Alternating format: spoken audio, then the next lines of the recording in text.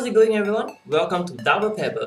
Today we are going to be looking at a highly requested CP player, Radja Nainggolan, right? So let's start by looking at his stats. First thing I noticed is that he's not exactly very tall, 176, 65 kg, but what I do know is that he plays like a pitbull, very hard, very solid, very aggressive. His strength is 82. This is something that is a little bit surprising for me because I thought his strength would be like in the high 80s or at least the low 90s.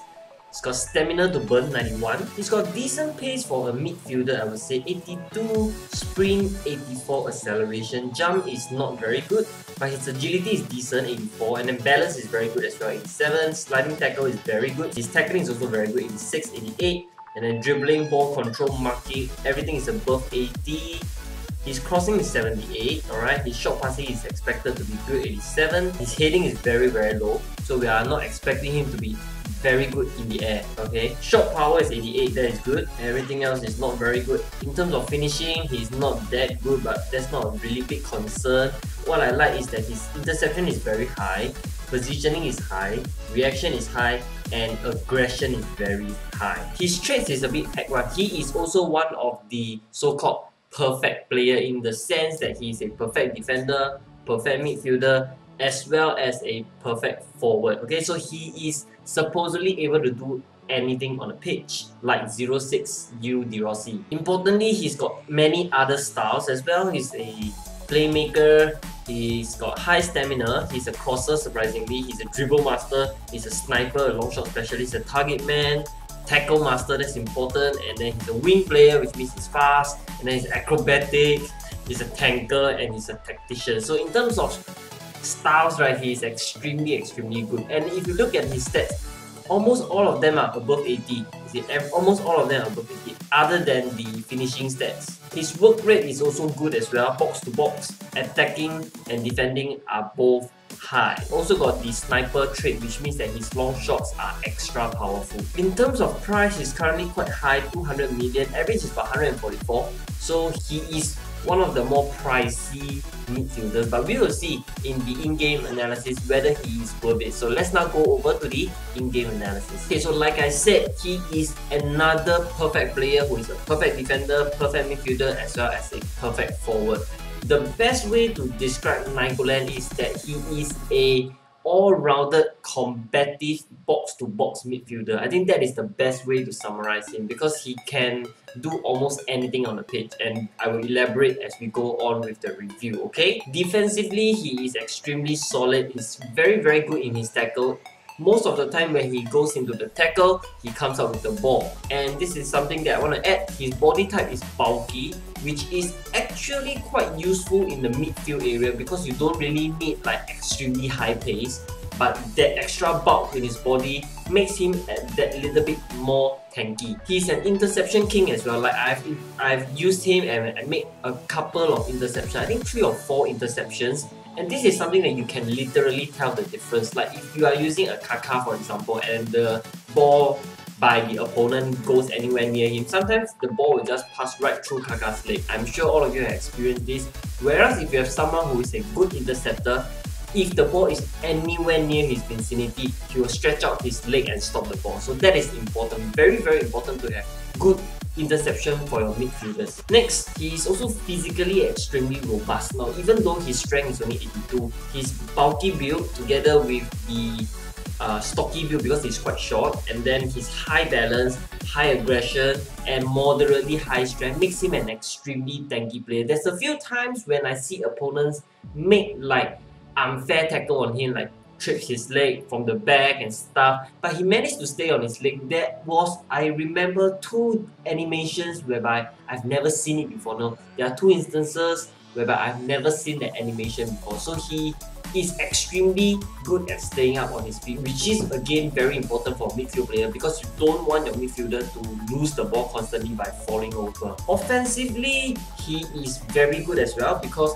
his passings are good and crisp, his long pass is not bad, and then his work rate also makes him a box-to-box. Like if you're attacking, you will see him charging up the pitch pretty often, and sometimes he gets into the box, sometimes he loiters at the edge of the box, but then again, if you're on the counter, you can be assured that you will see him sprinting to support the attack. Defensively as well, he likes to come back and help out and get his feet dirty, so to speak, by going into tackles, playing rough, so to speak. He's actually got decent pace, to be honest. Like, his stop-start dribbling is relatively good. Now, I know that a lot of people are asking for the stop-start dribble, and my friend had a very good suggestion, which I have decided to take it up. As soon as we hit 10,000 subscribers, I will do a detailed video teaching you guys how to do the stop-start dribble, when to do it, the certain nuances, tips and tricks. I'll teach you everything about the stop-start dribbling as soon as we reach 10,000 subscribers, alright? He's got very good stop-start dribble, his pace is good, his acceleration is decent as well. And although he's bulky, you don't really feel like he is unwilling to move, so to speak, okay? He's able to twist and turn quite well, and then he's able to sprint away, accelerate away quite well as well. So this added pace is like an added bonus because you don't really need it in midfield, but he has it. So he's generally very involved in the game. Like when I talk about certain midfielders like LP, Michael Carrick, who is not very involved in the play, he is on the other side. He is always there in the attacking third. He is always there in the defensive area, putting in tackles, making assists, scoring goals. He can do everything, okay? You will see him score goals, you will see him assist, and you will see him tackle, you will see him intercept. So that is something that I really like about a midfielder. In terms of weakness, he's got a few of them. The first one is his lack of height. So 176, don't expect him to be winning many headers, especially when his jump and headers are so low. But I did manage to score one header with him. But I also missed a lot of chances whereby he's in the box and then I cross to him, he's nowhere near the ball. Like, the defender is at least 2 heads higher than him. Another thing is his ball control. Now this is funny because his ball control is 86 stats, but in the game there was a couple of incidents whereby I was dribbling with him and then he just suddenly lost control of the ball. Just a few instances when sprinting, twisting and turning, and then suddenly he just don't have control of the ball. Now this is not something I would say is a deal breaker, it's just minor. It could be because some handicap, or it could be some scripting stuff, but it happened a few times, so I'm just letting you guys know. But to me it's not a big problem because generally his ball control is very good. Overall, I would rate him a 8 out of 10, a very solid, dependable midfielder. Now the dependentness is very important for me because you don't want your midfielder to screw up, to make mistakes, to get tackled, that kind of thing. He is definitely one of the most dependable midfielder you can have. The only weakness for me is his lack of height. If he's a bit taller, he would have been perfect. Very good defensively, very good offensively, so he will be ideal in both a 3-man or a 2-man midfield. So if he's in a 2-man midfield, you got a defensive mid, and then you have Nainggolan there to be the one running up and down the pitch, like a box-to-box midfielder. Whereas if you've got a 3-man midfield, you've got a CDM, and then I generally like a more defensive-minded midfielder like Alonso, and then you can have Nainggolan in charge of both offensive and defensive. So it gives your midfield a bit more balance. Lastly, is he worth it? Currently about 200 million. I would say he's a bit steep.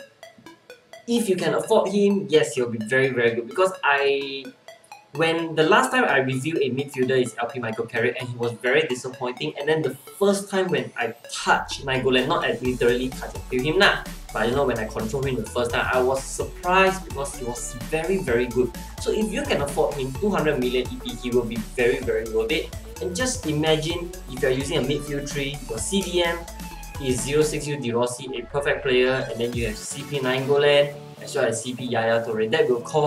That will be really a perfect midfield where all three can do anything at all, and that is wonderful, right? And that is all I have for this review videos. I hope you guys enjoy it, and do let me know what other CP players that you want me to review, because there's not many that I see that I can review. And give this video a thumbs up if you want to see more review videos, and don't forget to subscribe, alright? And I'll see you soon.